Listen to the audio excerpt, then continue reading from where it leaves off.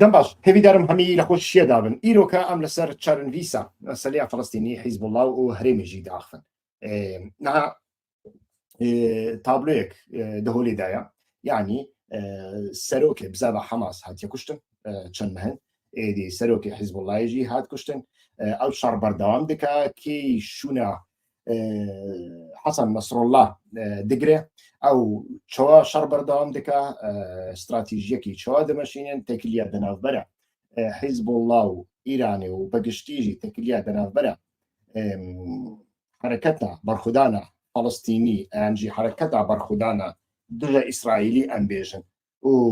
ئیرانێ لە دەمێ پێشدا چوا دەبە ئیران گەلۆ هەڵوێستێکی نیشان دەدا ئەنجی نیشان نادا ئەم لە سەرڤانە هەمیان داخن یعنی لێ بەریا هەر تشتی یعنی پرسیارە سەرەکی نەئەون کۆمنکرد پرسیارە سەرەکی نەئەوەک و ئەو شەڕ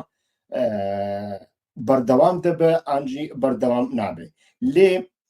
بیقا یعنی ژیانە مانە سەدەما مانە ڤان حرەکەتانە بە شەڕە دەئافرێ ئەنجی نەئافرێ ئەنجی شەڕ هەبوونا vê حرەکەتێ و مەزنبووناوی یعنی بیقایەوی دپارێزێ ئەنجی ناپارێزێ پرسیارە هەریسەرەکە ئەوە بێگومان لە نووچیاندا تێگوتن یعنی پسمامێ نەسڕڵایە ئەز باوەڕم هاشم سافی ئەلدین کو بە کەسێکی هەری دیارتر بەناڤە حیزب اللهی پشتی حەسەن ئەلنەسڕڵڵا تێدیتن و کەسێکی ئەمبێژن دۆسیایە حەسەن نەسڕڵڵا بەردەوام دەستێویژی دابووە و احتیمالێکی مەزنها ئەو جێ حەسەن نەسڕڵڵا بگرێ لێ وەک من گوت پرسیارە سەرەکی ئەوە یعنی گەلۆ شەڕ بکێ ئەنجی شەڕ نەکا چ دەبە سەبەبە بیقایە vê حرەکەتێ ئەم حرەکەتێک تشتێک مایە و دەهۆلێدا بمینێ ئان نەمینێ پرسیاری هەری سەرەکی ئەوە پرسیارێکی دنێ ئێران چ دیکە بەرسیف ئەون یعنی دوو ئەگەر هەنە ئێران چ دیکە مرۆڤ دەکارێت تەخمینی تشتێکی ببێژێ لێ دوو ئەگەرن زانستی هەنە کو ئیران چ بکە یان ئەوە ئیران ئەخلاقی خۆ سلووکی خۆ حرەکەتی خۆ دگۆڕینێ ئەوەخوا بە دنیایە هەژمونگەرە ئەم بێژن عیار دیکە خۆ بەویرە عیار دکە لە گۆری وێ خۆ ئەیخوا عیار دکە یعنی تێوێ واتایە ئیران بە ئەمریکارە اتفاقێکی دیکە ئەنجی ئەوە ئیران ئیرۆنا سبێ دەبێژێ کاکۆ چەکێمنی نوکلەری حازرە من چەکی خۆی نوکلەری چێ کرد و دکەوە ناوە شەڕێکیدا ئەو شەڕژی داویاوی چه قاسی سەرکەتنە چه قاسی خەسراندنە شخوا دەهۆلێدان یعنی و پرسیارێکی دنێ ئیران دەبەچە دەمێ پێشدا یعنی لە ئیرانێدا دوو تشتەنە ئیرانە کوونەها هەی لە گۆڕی من نەدەوڵەتە ئیرانە ئیرانە کو هەی پشتی شۆڕشە ئیرانێ 1970 نهێ حتا نەها ئیرانە دەوڵەتی مەنەدیتە لێ شۆڕشە جمهوریە ئیسلامی ئیرانی مەدیتە شۆڕشە ئیسلامیە ئیرانی مەدیتە ئێک و نەها ئیرانی ڕێوە دەبن شۆڕشە ئیسلامیە ئیرانیە لێ ئەو نایوێ معنای هەر تشتەکە یعنی مرشدێکی وان هەیە عەلی خامینەیی دە هەمان دەمێدا مرۆڤێکی پڕ قوڕنازژی بە قاسێک و نەخۆشە عمرێوی دەرباز بووە سیاسەتی دکاری بکە نەکاری بکە دەکارە ئیدارە بکە نەکاری ئیدارە بکە ئەو هەمووی جێ پرسیارنە لێ دەناوە کەسایەتیان خامینەییشدا دوو کەسایەتیان جودا هەن کەسایەتیەک مرۆڤ تێدا دەبینی دەوڵەتە ئیرانیە یعنی دەزانە لەکوو مناوەڕە دکا لەکوو هێڕش دکا لەکوو ڕادەوەستە لەکوو پاشڤە دکشێ ئەو تاریخە ئیرانی هەمی بخۆرە ئانیە تاریخە ئیرانی دەبیوە لێ تاریخێکی پڕ عەجایبە یعنی دەبێژن گاڤاک و ئەسکەندەر ئێرشی سەر ئیرانی دکا پادیشاین ئیرانی و عاقڵمەند دەوی هەمی کۆم دەبن دەبێژن گەلۆ چەکێمە تێرێ دکەن ئەم ئەسکەندەر نێدن ئەسکەندەر دیواری ئیرانی بشکیلی وێ دەمێ دیواری ئیرانی پڕمەزن وەک نهانینە ژنەهاجی مەزن حتا باکورێک قافقاسیاژی دەچە دەداویە دەکەن ئەنجامێکی دەبێژن ئەو چەکێمە تێرێ ناکە دەکارن وی بریندار بکەن وی ئەزیەت بدەن وی ڕاوەستینن وی درەنگ بخەن لێ دەداویەدا ئەسکەندەر دێوەری ئیرانی وێ ئیرانی بگرێت دەبێژن تا تەمام چارەسەریاوی ئەوە گاڤاک و ئەسکەندەر کەتە ناو ئیرانێدا ئەم هەوڵ بدەن ئەسکەندەر بکەن ئیرانی و دەبێت دەرێدا سەردەکەون ئەسکەندەر دکەن ئیرانی ئەڤە دەوڵەتە ئیرانی یعنی کولتورێکی خوا هەیە دەوێت کولتورێدا دکارێ بەوێ کولتورێدا کاریە خوا وسا لەسەر لینگان ببینێ كو دولتك به كو حمي إمبراطورية الدنيا خرابون أو إمبراطور هيجي لسر لينجان ما ليدنا في إيران دا شورش جمهورية إسلامية إيرانية شورش جمهورية إسلامية إيرانية أزي دا چند باراغرافين پیش مدا دست بك ليه تشتكو خيادك لروجا 29 سپتامبر 2024 دا لبيروت روجا مردنا شورشا إسلامية إيرانية هاد ديار كرن وببكفن أو إيران خصن قبري أبيك تشتككو دكارن باشكرا لسرفيكي باخفمو ببيجن ليه دولة إيرانية مايا أو تشتكي دنيا أبيك قلتناكي بربر آلوزا نوسا يعني لأبيكي أم دبيجن إيران خستنا مزاري ببيكفن لغورنانا ليه لأبيكي دنيجي أم دبيجن دولة إيرانية هيجي معايا أم شو دكارن فيكي إزاح بكن أم با وسا إزاح بكن يعني ليه بنا شهدوا حماس هبو مر نوسا سري ويجي كرن دستي ويجي كرن لينجي ويجي كرن ودلي ويجي دان سكنان نها چن أورغانين حماسي كاردكن أورغانين دبكو هنك قرتشيلكو دل مي دودشتينو سكار بكن ليه أو شقاسي دمينين أو جي برسياري حزب الله أبو حركتك هريمة زنبو ددما عرفات داو بشتي عرفات دا يعني ددما شورش رزقاريا فلسطيني بشتي بيتاجي مروف دكاري ببجي رولكي برمزن ليس د برخوداني دا باندوراوي لسر حمي روشلاتا نافين دهبو وباندوراوي لسر لبنان ولسر سوريا ولسر إيراني هبو أو حزب الله رولين ديلو كي ديتن يعني نيك نهلا إسرائيل لبنان دا جير بك هاجرنا بشوري لبنان هذا است إسرائيل دابو أو راستي كبرت بين صافي أنك هاجر حزب الله نبيا أو دمو هاجر حزب الله نبيا نها سوريا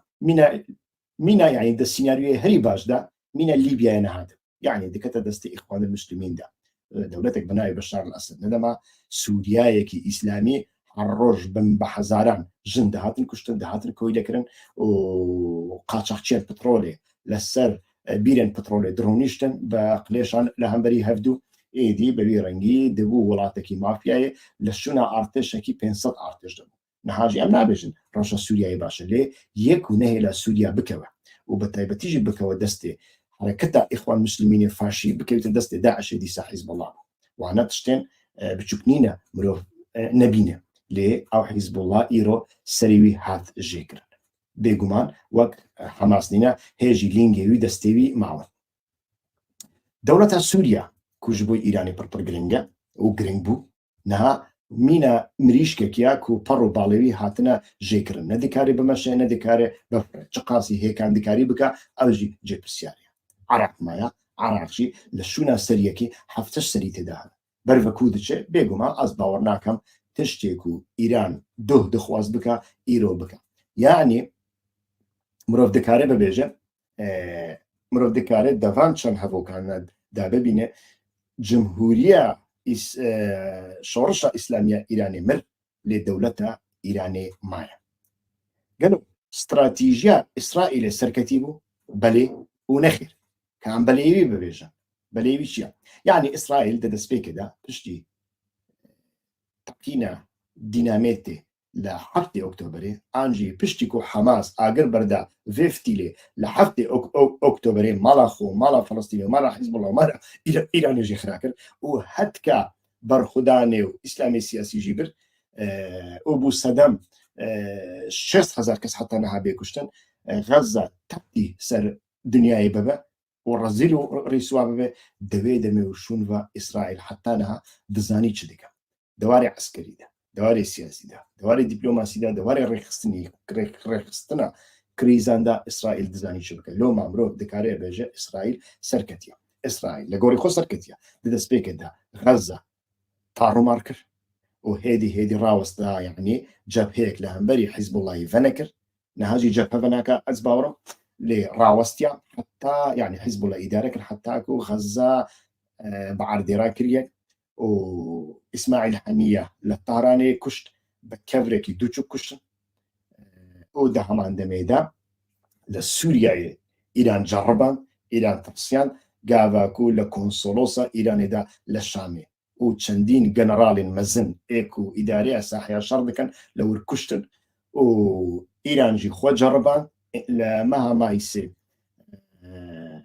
انتقام خو طولا خو هلينا لأو طولا كيرا تشتكي نهات يعني إسرائيل دزاني شبكة وزاني بو شبابك وإيروجي سري حزب الله جيكر ولا لا يكي دنيب بأراجع تلفون بيتل لا سلكي آنجی پەیجەراندا کاری بوو هەری کێم 4,000-5,000 کادرێن مەیدانی یەن ناڤەڕاست یا حیزبوڵای فەرج بکە بێ دەست و بێ چاو و بێ لینگ و بێ سەری بکە نەوسا دەوردا مرۆڤ لێ دنەڕێ بەڕاستی استراتیژیا ئیسرائیل سەرکەتی بوو لێ استراتیژیا ئیرانی ئیسرائیل چمام دەبێژن هێژی سەرنەکەتیە ژە بۆی و دەداویێدا ئیسرائیل پێویستیاوی بە هاوپەیمانیەکی اتفاقێکی بە دەوڵەتێن هەرێمی ڕاهێ أو حتى أو اتفاق استراتيجي بيك نوي إسرائيل دوار استراتيجية سرناكوي نكار عبودية خو بيش بخا نكار انتقرابه ونكار إنسان هريمي غرز وبغز وكين إنسان هريمي لهمبري إسرائيليان دور بخا وبالتالي تيجي عربين أردن مصر لبنان فلسطين عراقي نكار وانا هدي خود نافوانا دا انتقرابك آنجي وانا دا خود انتقرابك پێتیڤیاوی بە اتفاقی کرد و ئەو اتفاقژی بێگومان دەداویەدا دەبێت و ئیسرائیل هەنێکی لە خۆ بەگەڕێ و هەنێک مەسەلەیان چارەسەر بکە کام دیسا بەگەڕێن سەر ئیرانی ئیرانی بە حەشیشە بەناوبانگن نەوسا حەشیش و کۆکاین لە ئیرانیدا پڕپڕ بەناوبانگە جارنا ئەم یەکی دەبینن گاواکو دین دەبێت بێ عەقلیەکی دیکە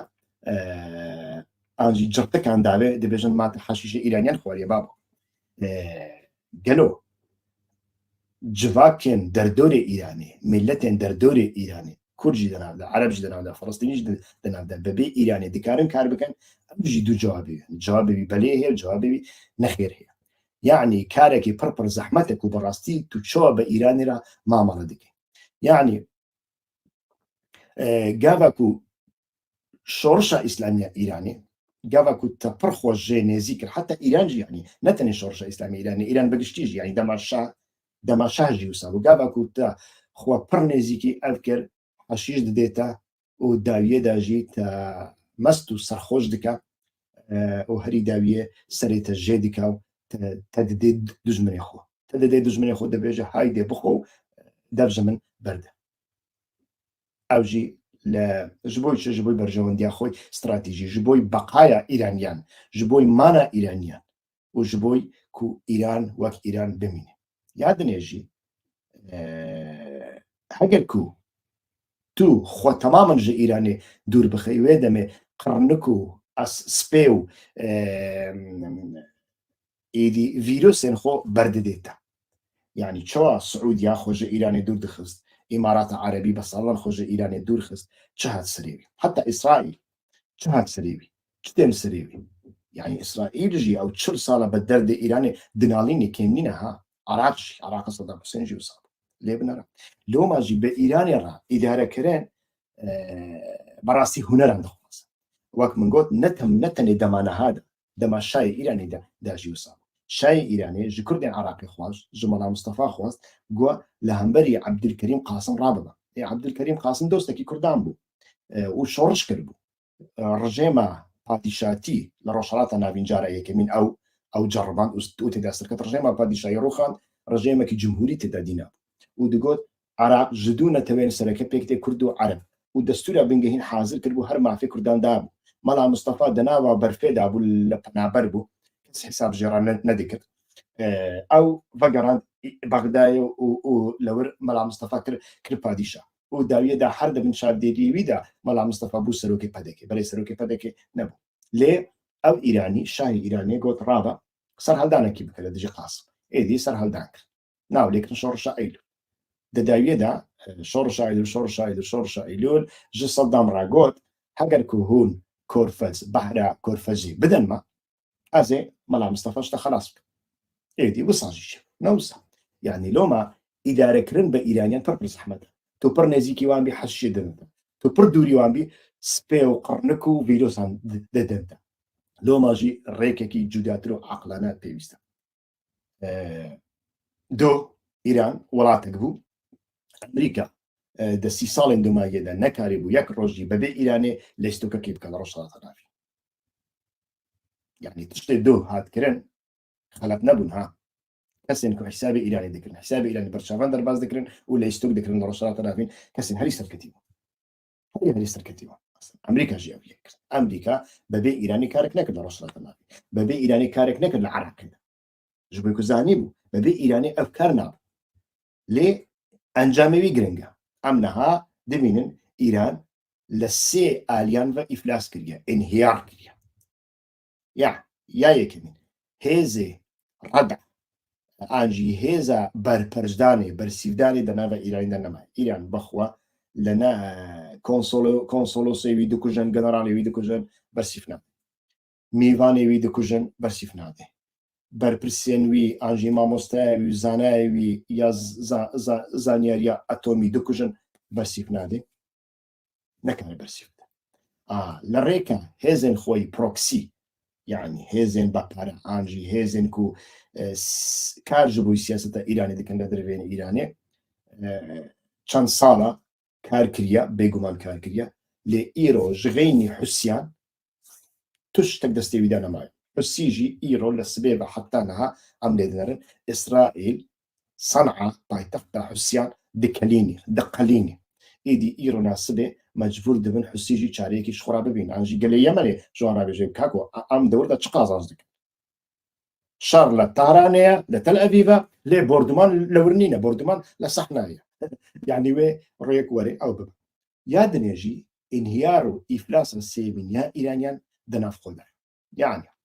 بشتي صار هلدانا جينا أميني أو تكتيكن كو إيراني دمشاندن بارچا كرنا إيرانيان أزري جعليكي عرب جعليكي بالو جعليكي كرد جعليكي فارس وأزري جعليكي أبيك نما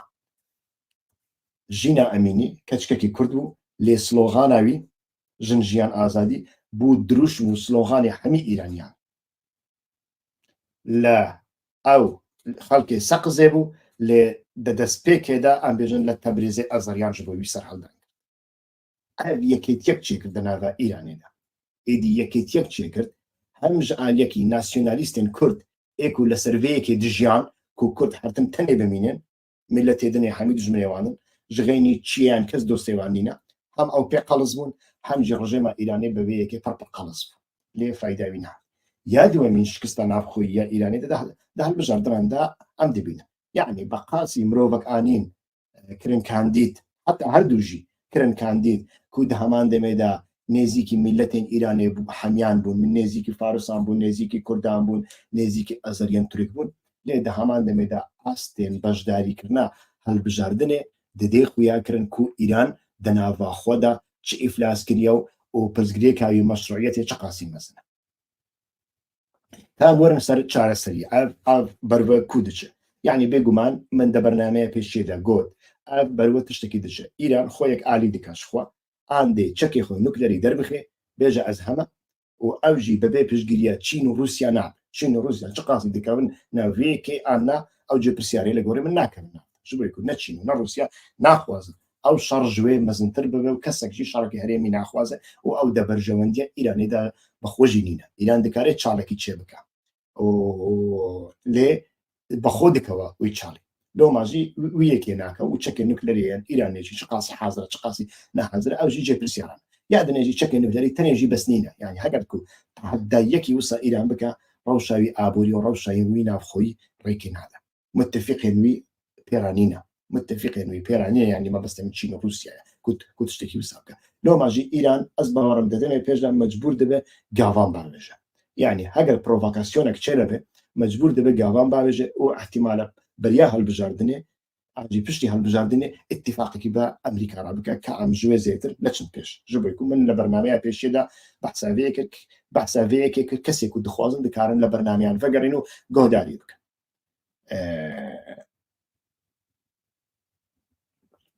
پرسگرێکە عەرەب إسرائيل پرسگرێکە فەڵەستین ئیسرائیل مینە پرسگرێکە کوردان لە ئیسرائیلێدا پرسگرێکە فەڵەستینیان لە دەرێ ئیسرائیل دانینە لە ناوە ئیسرائیلدا چا پرسگرێکە کورد بە قەناعەتێ من هەر جارە من گوتیە پرسگرێکە کورد نە لە ئەمریکایە نە لە چیەیە نە لە دەشتەیە پرسگرێکە کوردان چار پرسگرێکن یەک پرسگرێک نینە چا پرسگرێکە عەرەبان چەندین پرسگرێکن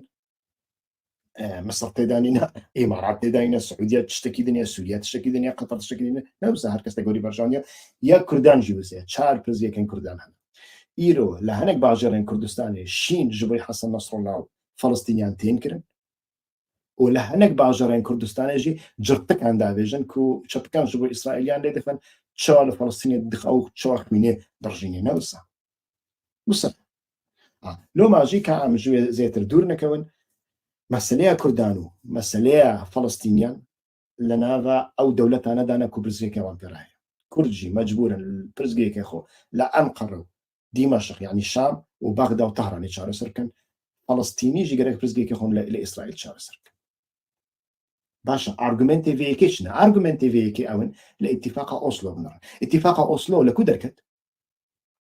لە فەڵەستین دەرکەت ئانژی لە ناو ئیسرائیلی دەرکەت. لە ناوە ئیسرائیلی دەرکەت ئانژی لە لوبنانێ و لە تەهرانێ و لە جەم سەدام حوسێن نزامکیکی دەرکەت. اتفاقا ئۆسلۆ چارەسەرکردنا پرزیکە فەڵەستینیان کە اتفاقێکی پڕ باش بوو مەخابن هات سابوتەکردن لە ناوە ئیسرائیلیان دەرکەت. کەسێکی مینە ئیسحاق رابین ڕابوو دەست پێشخەری کرد داکو اتفاقا ئۆسلۆ لە 13 مەها سپتەمبەر یعنی vê 13 vê 1993 لە ئۆسلۆ هات ئیعلانکردن لێ مهندسێوی میعمارێوی ئیسحاق رابین بوو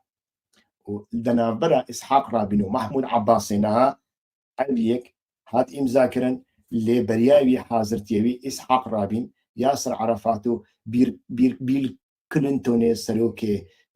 وێ دەمەیە ئەمریکایە ئامادەکاریەوی کرد و حکوومەتە ڕامەڵڵا حکوومەتێکی سەربەخۆ بوو دەماوی ئینتیقالی هەبوو یعنی دەماوی و پێکئانینێ هەبوو 5 ساڵ بوون و پشتی 5 ساڵێ گەرەک بوو دەولەتژی هەگەر و پێ خواستن دەولەتژی هاتە بە ئیعلان کرد. ئیسحاق رابین لەگەلێک جیاندا دەگوت چارەسەریە ژوێ باشترژی هەنامێ پشتی 5 ساڵان ئەوژی بکەین یعنی دەگۆ نەدەولەتە ئیسرائیلی نەدەولەتە ئیسرائیلیان نەها و نەدەولەتە فەڵەستینیەوێ ئەتنیکی قەومیک و ئەو دخوازن و ئەو دوو دەولەت پێجاری وەک دەولەت دژمنایەتی هەفتوو بکەن بەلا دەولەتێکی یەکگرتووی ئیسرائیلی و فەڵەستینی هەبی و دیموکراتژی بە لێ بنەرە لە تشرینە دووەمین یا ساڵە 1995 رابین ژە ئالیێ یەهودیەکی مەزهەبی بە ناوێ ییگاڵ ئەمیڕەوە هات تێرۆرکردن نەوسا هات کوشتن و گاڤک و هات کوشتن دە هەمان دەمێدا ئەو حرەکەتە حەماس یا ئاڵچاغ یا بێناموس ڕابوو دەست بەکارێ تێرۆری کرد لە ناوە ئیسرائیلیاندا لە دەرەوێ ئیسرائیل و لە ناوە ئیسرائیلیاندا ئێدی ڕابوون جوداتی نەکردن دەناوبەرە سڤیل و عەسکەراندا و ئێدی کوشتن و تەقاندا. ئەو یەک چ کرد ئەو وسا کرد پارتیا کارکەران یعنی لۆبۆر پارتی بێ لاوازکردن بێ زەعیفکردن چاوا کوردان لە هەمبەری قاسم شەڕکردن و قاسم عەبدولکەریم قاسم لاوازکردن لە ساڵێن شەستی بە ناوێ شۆڕشە ئەیلولێ و لە پشتوێ شۆڕشێ جاسووسێن ئیسرائیلی و جاسووسێن شایە ئیرانی هەبوون و دەداویەدا قاسمێ دۆستی کوردان لاواز بوو ئەو قەومی و سەدامچی و ئەحمەد حەسەن بەکر و بەعسی ئاین سەردەسەڵاتداریە ئەو بەخێرا کوردان هاتن سەردەسەڵاتداریە ها ژبیر نەکەن تاریخێ بزانن دەوێ دەمەداژی عینەن ژە ئالیەکی یەهودیەکی مەزهەبچی ئیسحاق رابین تیرۆر دەکا دە هەمان دەمێدا وێجارێ حرەکەتێکی حەماس ئاوا دەبێ کۆ حرەکەتێکی ئیخوان المسلمینە ئاوێ خۆشەکانیا سەید قوتب بەخواریە و ڕادەبێت دەوێ دەمێدا لە شووناک و ئیسحاق رابین و پارتیاوی و حکوومەتاوی و دەستکەفتیانوی و ئیتیفاقا ئۆسلۆ بپارێزێ لە شووناوێ ڕادەبێ ئێڕشێ دەکا سەر پۆلیسی ئیسرائیلی و بە سەدان پۆلیس دەکوژێ دەناواندا ئینسانی سیڤیل دەکوژێ عەرەبیان دەتەقینێ مەکتەبان دەتەقینێ و وێ دەمێ ئیسرائیلیەن نەژاد پەرست ئەو بنیامین نەتەنیا هێنەها جارای یەکەمین تێ سەردەسەڵاتداری بنەرە دیرۆک بەردەوام دکە ئەو بنیامین نەتەنیا وێ دەمێ هات سەردەسەڵاتداریە وێ دەمێ گوت ئیتیفاقا ئۆسلۆ جەڕت فەرت نەما دەولەتە فەڵەستینی نەما یۆخ و ڕابوو فەڵەستین گیاندا ئاستێکی وسا و بەوی ڕەنگی بێجاری نەتەنیاهۆ چ کرد بأسلوب خو بسياسة خو حماس بهيسكر حركة فلسطيني لا واسك حركة فلسطيني حركتك سيكولار بو حركتك جنو زرامان بو حركتك بو نتني عرب فلسطيني نيفي دنياي بيرا حركتك بو كردان جي دكاري بو خو جبوي بدن كشتن او جي دكاري بو جبوي كردان تكليان خوبا متفقي خورا خرابك ميناك كي جورابين سالا 1978 او مسعود بارزاني تي اوروباي بباسبورتكي سخته باسبورتي كيفاش دك ويدم استخبارات عراقي بسروكاتيا بارزان تكريتي براي صدام تين اوروباي اكيبكي تشل بنجي كسي بخوراتين سلاح وتشك بوان رانا ودبلوماتين بربر مزن بوان رانا تكليان بحمي دنيا يراد شيء كان دبيجن او مسعود بارزاني بباسبورتكي سخته هاتيا نيلن او دركبه كعموي بقرن حتى دقوتن توربيك حاضر دقو الا مسعود بارزاني دخل وي توربي وتسليمي صدام حسين دك ودداويه داجي لفييناي في شك بردانوي ايدي ايكو بيرابون خو خصن بيش مسعود بارزاني او هردو جيز دسري خدا برين داربون وسا مسعود بارزاني نكبر اللي هيجي دنافا فيينا دا هاد بو حبس كرين كي اري كارياوي كريوي دمي او ياسر عرفات سروكي بزافا رزقاريا نتوي يا فلسطينيان تكليان خو بصدام را پر خرد بون لي دي سانجي تلفوني دكا بلبنانيان را دبيجه كاك مسعود روشاي بربر خلافه لكن ما خو باسبورتك اللبناني جرات شي بكن داكو درباز بب جيكو او دخوازي بشينن ويدري حمايتي وي بكن جرك تلياوي بخوين داني ويدم جي ياسر عرفات را دبيجن شيور مندوي يا دبيجن ام تشج صدام بكن حمي اري كارياما برياما تشكيما دبلوماسيا ما جبخ دايتي عراقي ام تشاب بكن او جي دبيجي نخير ديرا كردان كو عذابي وانو ايشيوان مينا ايشا فلسطينيانا قال لك مزنترا جتك اليوم صدام حسين بين ازي بشرا جوابي صدام حسين بدا وبراستي جوابي صدام حسين بدا يعني بزانا حركتها فلسطيني دا ما خودا شبويا بيقول من حركتها فلسطيني بري ويدا هات يخراكرن دا ما جنگي جهانيا دو مين دا هات يخراكرن من سي فيديو لسرفي تشيكرن از ناخوازنا دوباره بكمو وقتي من بربتشا ووقتي وجي ببن کسی کو دخوازن دکارن فانا ببینن دویدا من بحث کرد بریاکو دولت اسرائیل آوا بابا عرب وندا کرن ضد شر جهانیا دو میندا و پشتی ویجی وندا کرن پشتی وی دسپیکی ناسیونالیزم عربی نتو پرستیا عربی خراکر و پشتراجی نتو پرستیا اسلامی سیاسی روشن فلسطینی خراکر و یاسر عرفات شو محمود عباسکی مینا پارچه دارکی لو ركتيا ايدي نفونكسيوناوي هي نا دكار الراببه قرق دوكس مليوي بقرن وين رابك مسر بيكسك جاندال وحزاريك خالنوي لا وزن بزانن روج لكو هات كو انها هقلكو ام بيجن كان قرق كز ديفيجن كان فقر مسليا اوسلو نخ مسليا اوسلو شرط مرجن اوسلو شو دما اوسلو يداوي دمي فلسطيني يكسر يوانها يعني راستا بارتي وحركات قالك زيدبون لي يكتيكي وان هبو بزافا رزقاريان التوية فلسطينيان هبو ياسر عرفات سروكاتيوي ذكر يعني فلسطيني شخوها مي بيرابون وكيدن ولاتن دنيا حموجي بتايبتيج عربان شرمجة ذكر يعني ياسر عرفات جخوميني راقوت آريكاريا بدكي بك بلا بدك جاردن وري خباتي خوبك بقاسي كنت كليوي بصدام را بعراقنا برخوش في نوسا لدي سانجي خميني قداري بك ياسر عرفات بود دست بيك الريك بيشيا عبد الله اوجلان وهافالين ويفكر كوبا بيلافين قتيا وبرتي لتركيا الرافين كاس نبو نانكي بديوان جيكي بديوان ياسر عرفات جه داوان تشك داوان پروردجي داوان وهر ياسر عرفات جبوج حافظ اسد راقود ريك بدا بلا تيكوشينا كردان لتركيا نمره بلا بردوان ببا هافالي وان حميد الزنداني ده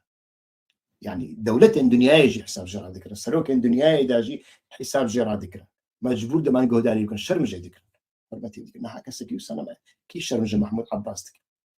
ومحمود عباس جعل يكي جندلا مشروعية تاوي جينا معي هم جندلا هم مشروعية تاوي دواري يا سيد أنا معي كهالبجار هالبجارنا واجو منا هالبجاردنا كردستان عراق شان صالنا هاتيك وقافا كوبيك رنجي سلاح لسر كغدا هالبجاردنا لسر كارتي دنجداني كارتك ومينا كردستان عراق لو ماجي مشروعية كردستان العراقي تريد نري شقاسي خوشك يواجي وسا لا عليك دني حماسية شخوا أبيك يادني ددما أوسلو ده 1993 تكليكي فيزيكي دراف برا هريمن فلسطينيان راهبو أو تكلين فيزيكي شنو معي لو ما شرطك يوسا دهولي ده نماي يعني روشا فلسطينيان جيمينا روشا كردانا قالك فلسطيني لجورمن اللي نقرن لديرو كده تشوف فورمة شعر السري هبن أم سري لبدن دولة اتفاق أوسلو تسليمون قالك فلسطيني وكردجي جنهاوشون وبراستي رونن بهورا ناسنامەیەکی چارەسەریە و ناسنامەیەکی نو یا تێکۆشینە نەتەویە خوا دەرخن هۆلێ و ئەو ناسنامە گەرەک بە شەرت و مەرجێن دنیای نوڕە ئەو ببە ئەو ناسنامە وەک بەرێ ji aliyê şaîran ra nevê diyarî kirin ji aliyê terîqetên şêxan da nevê diyarî kirin ji bo ku nasnameya berê ya Kurdan ji aliyê wan hatin diyarî kirin her tiştê me ji aliyê şaîran û ji aliyê İbrahim Ehmediyê me şaîr bû Partî Demokratîk Kurdistanê Iraq derxistiye holê Dildar şaîra Siruda ey Raqîb derxistiye ey Raqîb her maya qewmê Kurd ziban naş yani دروشمكي نتوية كل رسالات نافين من دروشمة نتوية عربي ويا تركي ويا دني حمي جودار كرن من دروشمكي وسانديت يعني دروشمة نتوية جرك حاسكرن تدا نفرق وجوداتي تدا دينومان آينمان يعني شيء أم مريدن أم شنو ناس نامي كي تكوشينا نو ونتوية جرك بأوايكي رياليستانا جنوبا بينفيسان من براستي كفلسطيني لكو جي خود بينن تدا شو على جمع ناس ناميكي نو مثلا جبي كردي عراقي بيويستا كو بري دغوتن كركوك دلي كردستان نا كركوك قدسي كردستان اي كركوك ندلا ونا قدس كركوك تشتكي الدنيا كرك جنوبا بي اوكل نكاري لكركوك دلو قدسان شبكي دلو قدسان شبكي مين يعرف راندوم تسريت لكردستان تركيا جويس كردستان سوريا جويس كردستان ايران جويس دنيا هاتيا غورتن بحساسيتين بري نعم خونيته بريا 100 صالي هاتيا جينا هاتيا جي او برزغيكا كي الدنيا نها دنيا كي الدنيا تنكاري ديرو كي تجارا دوباره فيك او نا لو ماجي او ناس ناميه قال لك جرينجا كو جنوبا ب امزاك جنوبا ب افراندن او لغوري وي از باورم تشتكو همو دنيا دبيجة أو يعني بشتي تيلور كرنا حسن نصر الله دنيا يكينو تي أفراند وقالك مروف لوي دنيا دا جيخوا ببين قالك سباس حتى كنا هاكوا كوداري برنامج ما كان لكرا خو بردوام بن لسر ناس عندنا كنالين ما بدوستو هفالين خورا كسين كنا بنا أبونا من سبسكرايب نكرنا لكنا ما خو سبسكرايب بكن كاري دقيقة از نخوازم هرجار دوباره بكم حتى برنامج كدنه سلام رئيس دم باش يبقى خوشنا